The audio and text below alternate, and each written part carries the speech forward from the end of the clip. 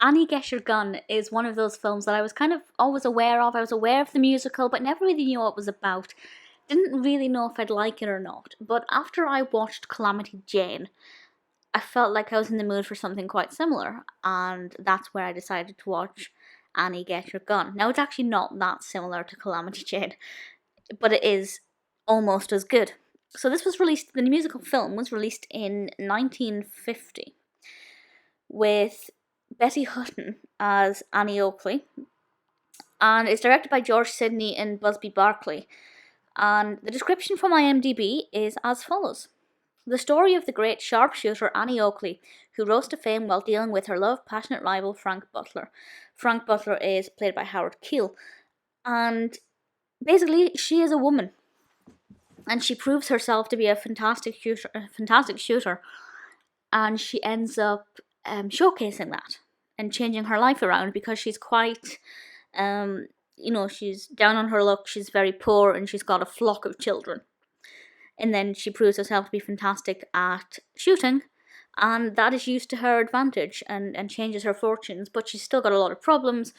It's not all easy going, of course. And obviously her character has some awkwardness with Frank. And it's just brilliant. It's just a beautiful Western musical that's driven entirely by the character of Annie Oakley.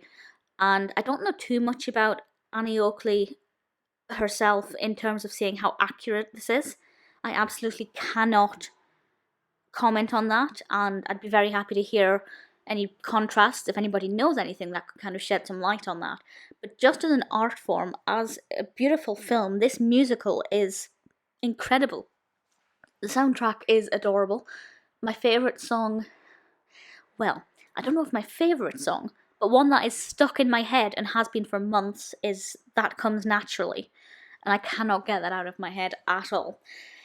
So if you watch the film, just, bear that in mind. But if you Google or YouTube That Comes Naturally, but Doris Day's version, it's so different, but it's lovely. But it's a really weird contrast.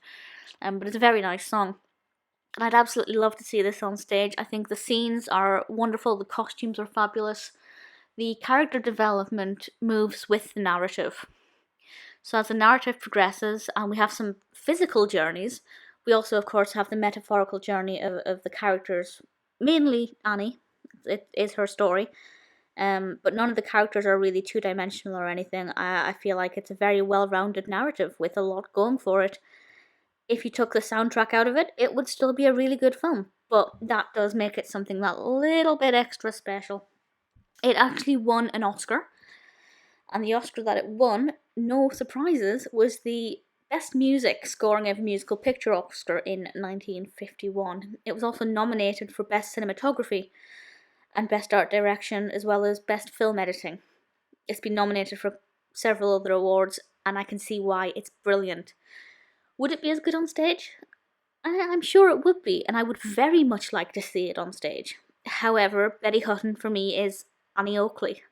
I'm not sure I could see anybody else playing that role, apart from Doris Day.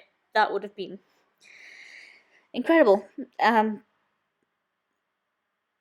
I think, I would give this, 5 out of 5, 10 out of 10. I have no issues with it at all. It's absolutely brilliant. You should definitely watch it. And if you get the chance to see it on stage, I'd say go for it. I will be doing exactly the same because that's what comes naturally.